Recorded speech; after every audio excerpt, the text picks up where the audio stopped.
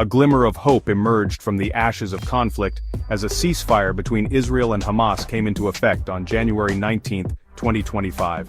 The agreement, brokered after weeks of intense fighting, promised a temporary halt to the bloodshed that had engulfed the region.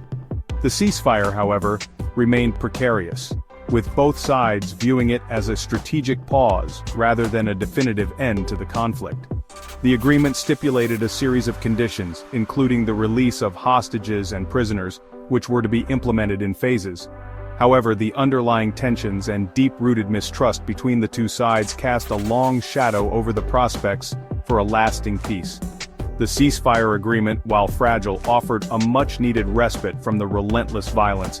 It provided a window of opportunity for humanitarian aid to reach the beleaguered population of Gaza, who had borne the brunt of the conflict. The international community, weary of the seemingly intractable conflict, cautiously welcomed the ceasefire as a step in the right direction. However, the agreement did little to address the root causes of the conflict, leaving the door open for future flare-ups. The ceasefire also raised more questions than it answered.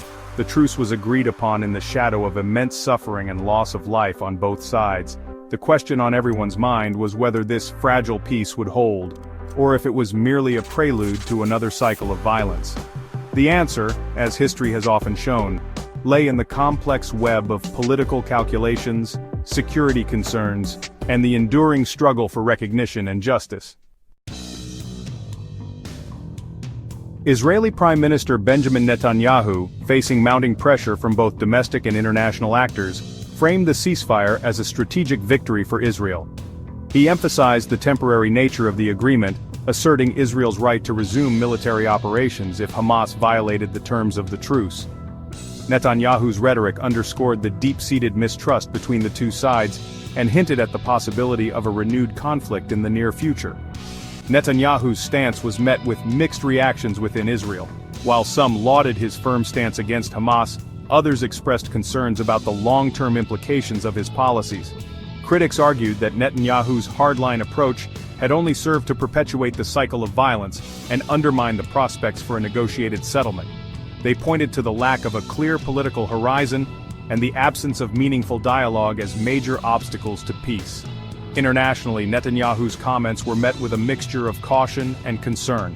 While world leaders welcomed the ceasefire as a positive development, they also urged both sides to exercise restraint and work towards a more durable solution. The United States, Israel's closest ally, reiterated its commitment to Israel's security, but also stressed the need for a peaceful resolution that addressed the legitimate aspirations of both Israelis and Palestinians. The temporary nature of the ceasefire, as emphasized by Netanyahu, hung heavy in the air. It served as a stark reminder that the underlying issues remained unresolved. The question wasn't if, but when, the next round of violence would erupt. The ceasefire, it seemed, was merely a pause in the fighting, a fragile interlude in an ongoing tragedy. The fate of the hostages held by Hamas emerged as a central issue in the ceasefire negotiations. Hamas, recognizing the leverage they possessed, demanded the release of Palestinian prisoners held by Israel in exchange for the freedom of the hostages.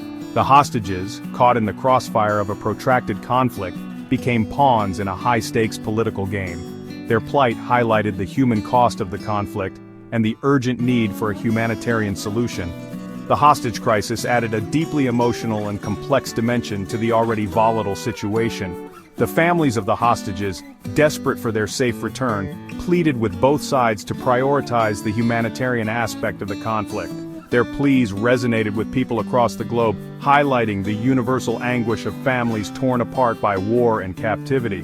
The international community, recognizing the gravity of the hostage situation, exerted pressure on both sides to secure the safe release of all captives.